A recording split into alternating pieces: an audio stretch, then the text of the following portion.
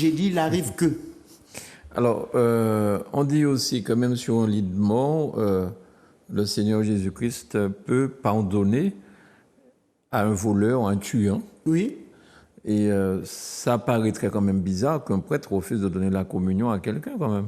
C'est pourquoi on dit les nécessités graves. Par exemple, si un protestant à l'hôpital est en train de mourir, ça peut aussi être une nécessité grave. D'où le catéchisme dit que même le sacrement de confession peut lui être donné en ce moment-là. Donc le prêtre peut confesser un protestant qui est par exemple un article de mort.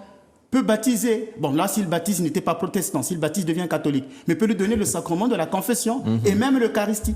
Parce qu'il y a une nécessité grave. D'accord, très bien. Le pape Benoît XVI, que nous avons vu là sur l'image, décédé il n'y a pas très longtemps, je crois. Le 31 décembre passé. Le 31 décembre, ouais. Il y a toute une procession en Italie. Les gens vont prier et ils veulent le voir. Je ne sais pas si vous avez vu ces images dans la télévision. C'était un grand pape, un grand théologien. Ce pape, c'était un pape contemplatif. D'ailleurs, le nom Benoît qu'il a pris vient aussi de Saint Benoît le moine et de Benoît XV, qui était un homme de paix. Et lui, il a voulu hériter de cet héritage spirituel et de cet héritage d'un homme de paix. Benoît XVI était un véritable homme de paix.